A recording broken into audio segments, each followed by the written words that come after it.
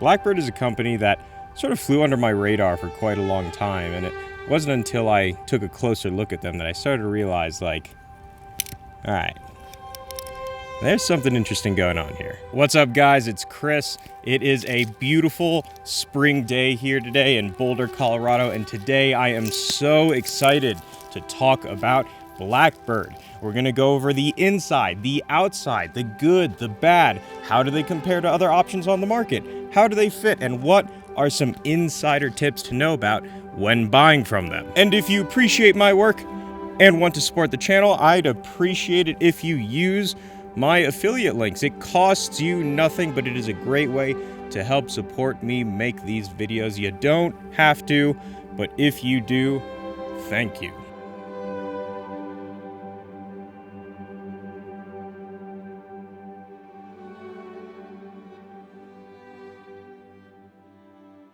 Starting off with construction and materials, this is the Oscar Cap-Toe Oxford. It retails for about $140 with $30 shipping to Colorado, USA. Now these are fully handmade shoes, hand-lasted, which means the upper leather is stretched by hand over the model of the shoe, hand-welted, which means the stitch that connects the welt through the upper layers through the insole is done by hand, and hand-stitched, which means the sole stitch which connects the welt to the outsole is also done by hand. On a Goodyear welted shoe, which is a similar form of construction, these are all typically done by machine. Similarly, it comes with the benefits of water resistance, a thicker footbed, and a cork inlayer. These shoes come with an open channel stitch, a half leather, half rubber top lift, and a full grain leather heel stack insole and outsole. There is a steel shank with what appears to be a thin fiberboard support. The shank is a bit short. It's a little bit odd to see a shank that does not extend past the heel block, at least a little bit into that arch. And speaking of quality of construction, there are no gaps at all in the footbed of this shoe, which is pretty ironic considering we just reviewed shoes that are 10 times the price at $1,600, and I remarked that those are the first shoes on the channel that we have seen that have no gaps at all in the construction of the footbed. And these are now the second. This is, of course, partly due to them being handmade that allows for greater precision of craftsmanship, and is also a testament to that craftsmanship because, of course, handmade doesn't mean good. It could also be handmade poorly. These come with a standard calfskin lining and a suede heel counter, which is pretty cool because you don't normally see that until you get like over $400, really, with a couple exceptions. And so that suede just kind of helps hold your heel in place. And then for the toe and heel stiffener, we have thermoplastic, pretty standard, what you'd see on shoes all the way up to kind of $300-400, at which point you'd start to see leatherboard. This model comes with flat laces, pretty standard. They've got a nice tight weave to them, no fraying threads. The eyelets have a gentle taper and are backed by brass reinforcements. And then the upper leather. This is full grain calfskin, which does not seem particularly remarkable for what we review on this channel, except when you consider the fact that these are $140. I don't want to be gratuitous about this, but that is pretty incredible. If you had told me before I knew about this company that you wanted a welted shoe with full grain calfskin, let alone a good quality one, for $140, I'd tell you that's just not possible. And it's not perfect. It does have some issues, and we'll talk more about those later, but this is a perfectly functional, quality piece of calfskin. Oh, hello. Hi. Hello. There's another one. Go. What were we talking about? Oh yeah, first time customers of Blackbird receive a complimentary ox horn shoe horn. It's pretty sweet. It's cool. It's just like a nice little novelty. It is real ox horn, and it's very pretty. And then the foam layer. So this model comes with a foam layer here. You can see this foam insole. I don't really know what happened here, but this is like not glued down at all properly as I would think it should be. I don't know that's a huge deal, but I could see this kind of coming apart at some point. Blackbird did say that their domestic market in India tends to prefer having a foam insole. You might prefer not to have one or to put your own sort of orthotic in. The good news, and we're going to talk more about customization later, do not miss that part. That's like really important. You can ask them to just not have this in the model, right? You can basically just email them, say, hey, I prefer not to have a foam insole. They can totally do that. Maybe you just want a heel pad. That's pretty normal too.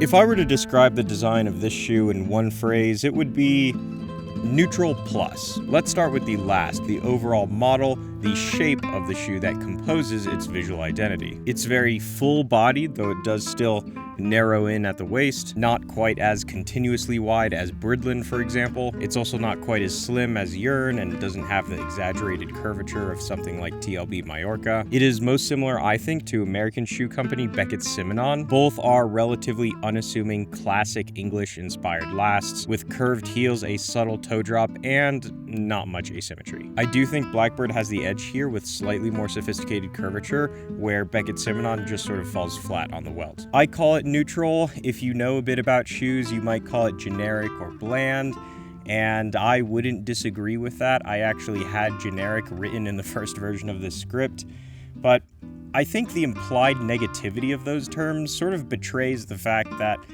at this price, generic is what a lot of people want in a shoe, right? Maybe it's their first shoes or just sort of a daily walker. They don't want something that's very stylized, artistic, and flashy. They want something that's conservative, well-proportioned, and won't raise any eyebrows. And that's pretty much what this is. And then the plus part comes in with some of the finer details of this shoe that really impressed me. The overall stitching quality is pretty darn good. You've got a tight, refined dual parallel stitch running along the vamp and along the toe cap, and a tight stitch running along the top line. The stitch density of the upper is 11, and on the welt it is between 5 and 6. I've measured both. Pretty good. Typically stitch densities you'd see up to around like $300-400 with some few exceptions. Stitch density, of course, is valuable because it's kind of a sign of craftsmanship. It's very difficult to get a higher stitch density,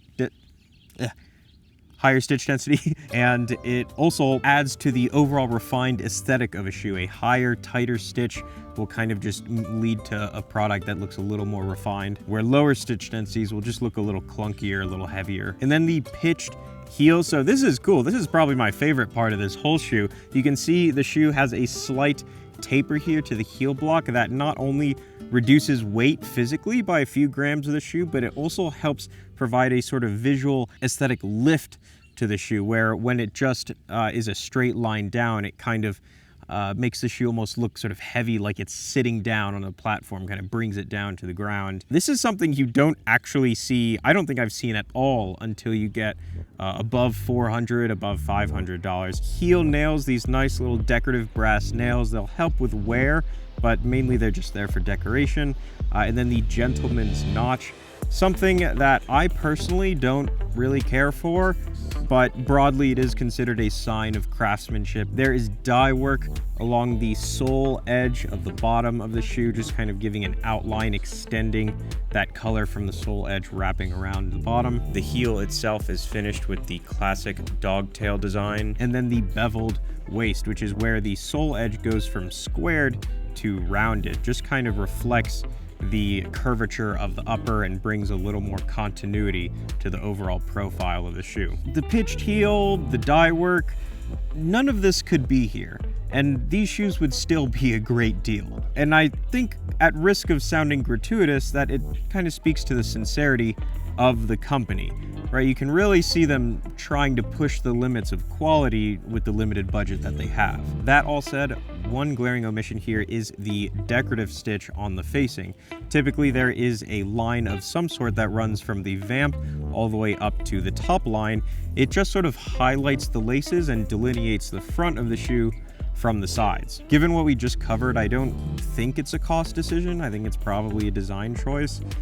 but one I disagree with. I think it could work if there were other design elements of this shoe that followed a similar theme of minimalism and hiding stitching, like a reverse skin stitch, but for a normal design like this, I just think it looks unfinished. We're gonna talk more about customization later, but the silver lining here is that if you did want that kind of stitch added to this, they could probably do that upon request and for not much of an upcharge.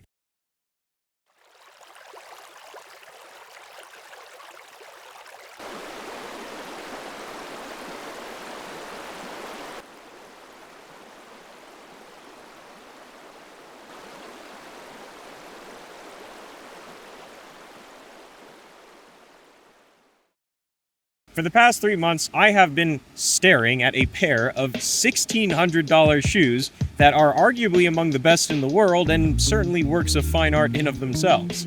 I could sit here for 20 minutes and point out every little imperfection with these shoes, and I will show some B-roll for you guys to see. But to do so would be probably benign and certainly as disrespectful of your time as this monologue is. The short of it is, this is a $150 shoe. There are imperfections with it. There are creases in the leather, there are errors with the sole edge dye work, the heel stack layers are wavy and uneven, so on and so forth. But the bottom line is there's nothing here that, in my honest opinion, anyone other than yourself would notice. There are, however, a few notable critiques I have. The decorative wheeling where the sole bottom meets the heel stack, it's just poorly done. You know, I point these kinds of things out because it's like, either do them right or don't bother doing them at all, because doing them poorly actually takes away, I think, from the shoe and just makes it look kind of sloppy. The welt fudging is very weak. The welt fudging are these ridges that on Goodyear welted shoes serve to decorate the outside of the shoe, but on handmade shoes actually serve as a marker for the shoemaker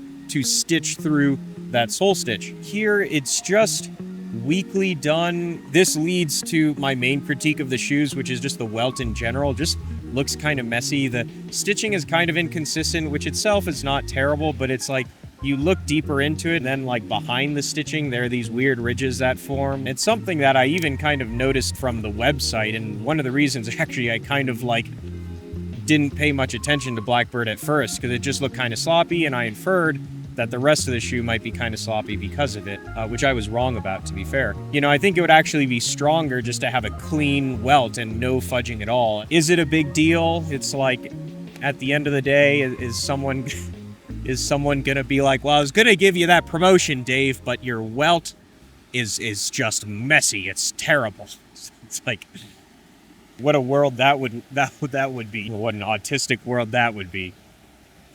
Maybe I'd fit in better. Blackbird is kind of like that restaurant that has a menu, it's good, but the real reason people go there is because you can order anything you want off menu, and so long as they have the ingredients to make it, they'll make it and it'll be good. If you have wide feet, if you want an off color, if you want a different sole, different eyelets, if you like one of their models but want it in a different last like this, or maybe a different leather, you can just email them and they will try to make it happen. This is the only company under like, I don't know, $600 where you can have this kind of customization. Blackbird does pretty much anything, and it is especially notable because they often don't upcharge or upcharge very little. So this is like the upper hand that we have in owning a workshop.